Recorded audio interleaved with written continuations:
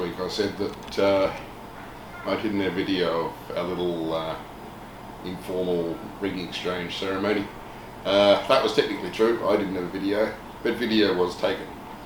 So in the next clip you'll see Teresa's video of Brian trying to take video and having technical issues. The words that I speak in that are ones I have learnt quite some time ago.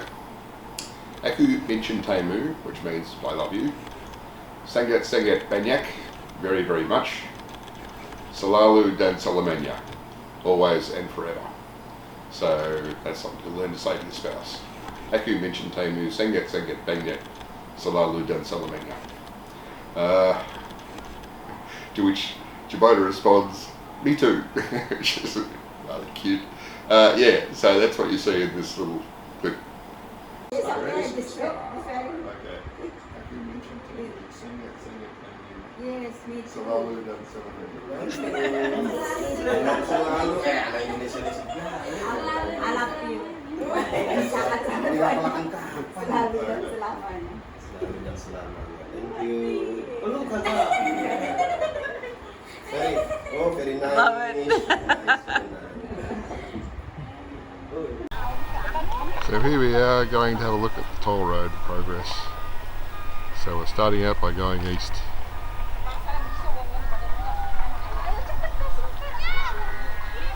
That 65 millimetres of rain we had yesterday has gone straight down the cracks. No sign of it. It's going to take a while to rehydrate this. Now we're going to walk towards the southwest, having gathered quite a crowd. I had a chat with a gentleman in the distance who speaks quite good English, and what they're doing there is they're putting in the foundation for a pedestrian bridge across the toll road. So the flock don't walk as fast as us. Slowly sauntering along. Yeah. Well, in the supermarkets, I get complaints that I go too fast. Okay, so we've got further project. Yes. Yes. Yes. Nice. Right. Yeah. Brother-in-law Santa apparently is working on the project. And here we have some big trucks with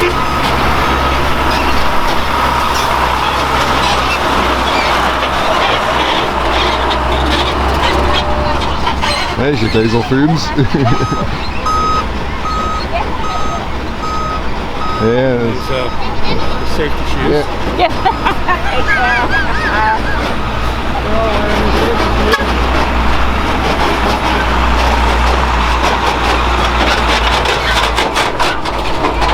And there's a contractor. I'm not clear what we're drilling for here, but obviously they're prepared to go to a fair depth. Whether they're putting in stabilising columns or what in the ground, I don't know. But there's the bridge works. So lots of steel work going on for the bridge. Photo session. Great fun. So okay, so they're backing up their concrete mixer to, well, I guess it's a concrete pump which they're going to pump down that hole that they're boring with the drill. So I guess it's stabilising columns. Okay, so I had thought that they were going to build an overpass for the local road here, but it's kind of looking like it's going to be the toll road is on the overpass. Who knows? No. I can't tell. I'll figure it out later.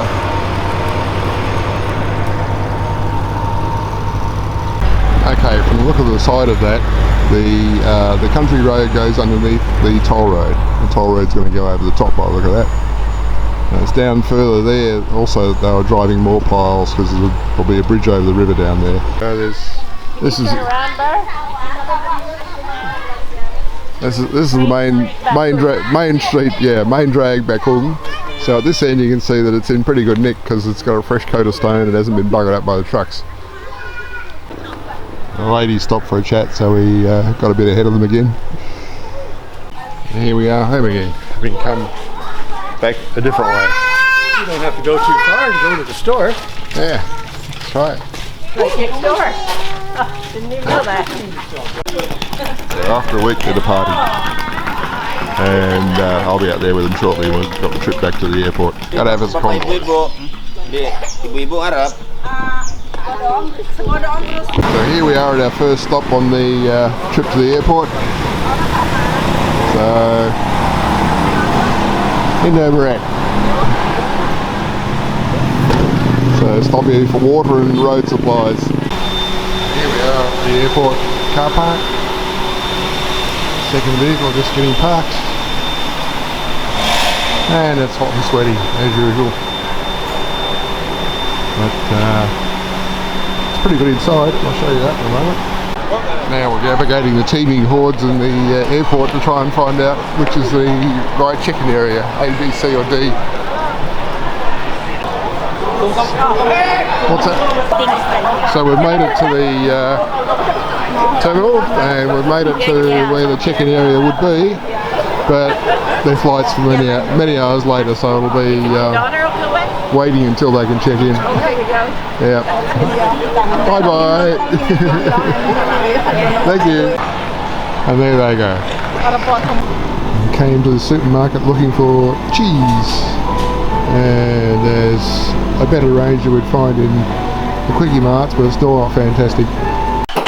And the steamy vacuum is back to being noisy. We're going to be walls around the back here to close it in. While we were away yesterday, the rain did bucket down apparently.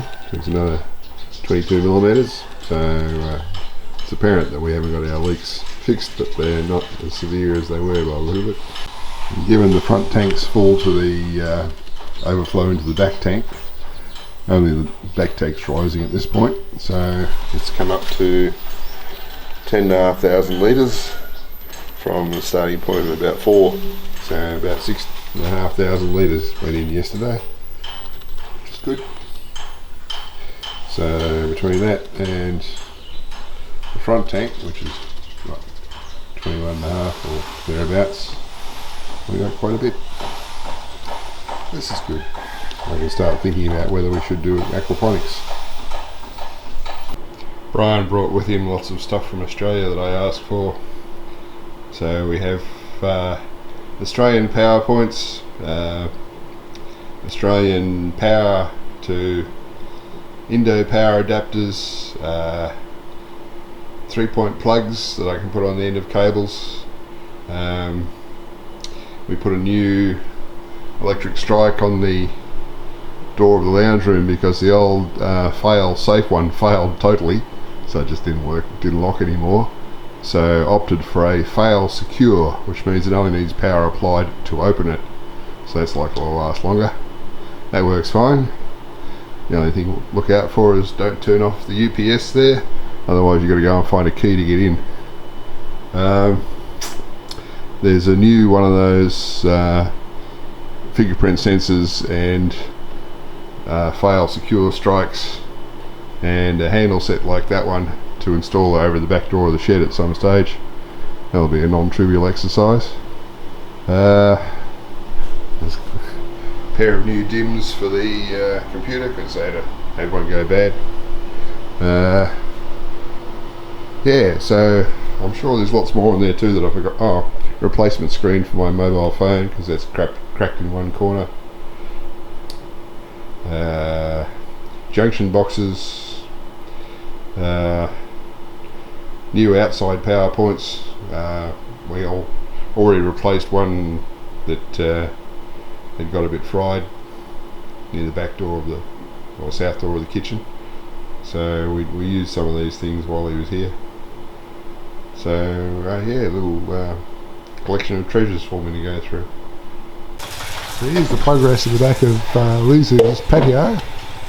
They're putting the wall up around to enclose this in, and there's going to be doors here apparently so that they can still drive the truck in. But there's an implication that the roof is going to be extended over that way, around the tank somehow. This will be interesting. But I was just heading out to go to the shed to check the water levels in the tanks. Well, the rain hasn't reached the stage of closing up those cracks or concealing them yet. Let's go and see what the water level is in the tanks. Okay, the back tank's gone from about 10.5 to 11 and a fraction. So it's 4.6 points millilitres yesterday. There's a lot of noise from the toll road at the moment. I was a bit busy on Sunday with our trip to the airport to take Ryan and Teresa to catch their flight, but I forgot my usual Sunday ritual to drain the pressure accumulator on the tank. I'll get around to doing that sometime, maybe today or tomorrow. Yeah, we're just going to have a look at the creek. Well, some water's reached the creek, but it's not flowing. Going to need a lot more yet.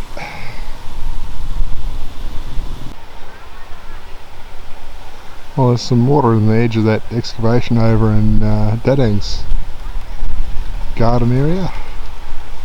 This is all looking happy, having had a bit of rain lately. Well, it's almost noon, so I guess the guy's having a break.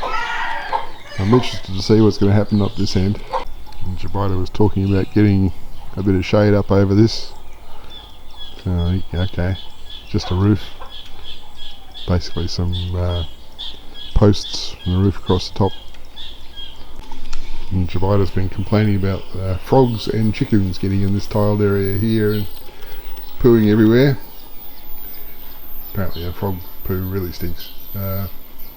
So looks like we might get some sort of low fence across here to at least keep the frogs out with a bit of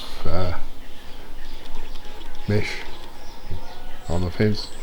But what I was thinking about also is that, like, the scooters that live inside, it's a bit of a drag. They have to go around the back door, unlock that, come around here, unlock the front door, slide that open, get a scooter out, slide the door closed, go back out the back door. Well, I'm thinking what we could do is this is the area at the end here, like from this post across to that post back there and across to there and across to there. Brick that up to about 2 meters high. Just use concrete reinforcing mesh perhaps. There's a upper level, so plenty of ventilation through that. And also that would leave me with my camera views. So over here we would have a I-beam or something equally substantial go straight up on line with this post, this side of where the gate slides, and tie into the beam up there, and then hang a gate on that which can be swung out that way. Could get quite a few scooters in there, I think. Perhaps not all of them, but certainly the ones that are in regular use. So that means there'd just be a lock here. They could unlock that, take the scooter out, lock it up again. Easy. So that looks like it's probably on the agenda. There's always something going on to spend me money. And it's getting warm out here. I'm going to retreat back inside. Either we have rotten luck with AC units, or show up are not very good. This one's down and outside being worked on again. We seem to have gas leaks and coolant leaks. So it's been a few days I've been sleeping in the lounge room. And the AC unit there, I'm not quite sure is up to snuff anymore. Well, I won't be outside for very long because my weather station says 34, feels like 42.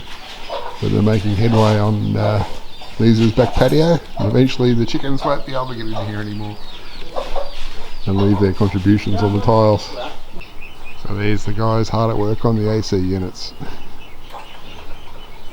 I've completely disassembled it by the look of it to try and see if I can figure out where the leaks are and patch them if possible. If not, there will be another replacement. We've already replaced, I think, 3 sharp units as far as I can recall, and I'm determined we're not going to buy any more sharps because that's too high a failure rate. This is actually the outside compressor units for two previous sharp systems that have been stripped down to just a fan and a shell put on the back here to provide another cover. And there's another one that's been similarly rejigged, which Ezra was taken down to the rice factory as a fan down there, so they don't go completely to waste. It's too hot for me to do anything outside, but I have this morning bypassed and shut off that UPS on the desk, so it's a little bit quieter in here now. And the little UPS that was sitting over here looking after the lounge room door lock, well, that's not quite so strictly required anymore, because that was there to keep the door locked when the power went off, but now the door stays locked if the power's off and you can't get in by default. So that UPS has now been moved to the controller for the back airlock. It's just turned off at the moment because of the AC guys coming in and out a lot, but that will mean that even if somebody is smart enough to figure out that if you turn off the mains power, it should unpower this will keep it going for a while. Not sure how long, I might test that sometime. The lounge room AC is set to 23 and it's holding it down to it's a bit hard to get it to show here, but that says 24.6, so I guess that's acceptable.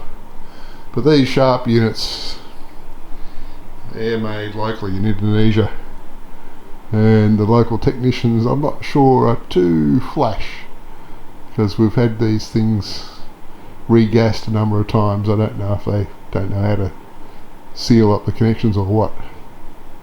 I see there's a crack there that Brian didn't fix while he was here. Oops. Might have to get him back. Come back, Brian, we need you. Yeah, so we've got that little one in the lounge room here which kind of holds it, but I do have the big one there as well, but that sucks power, and that's directly on the off-grid system, so I fire that one up to use for a short period just to chill the room down. Got another one like that in the storeroom which seems to run at an ambient temperature of 30 degrees normally. Yeah, well, that one's running off grid as well at the moment. It does that except for between midnight and 8 AM when it's running off the public network. But yeah, AC units. I'd be pretty miserable here if I didn't have AC units working. Okay, we've reached the stage of the top ring beam on that wall, and making work going up for them on these other walls.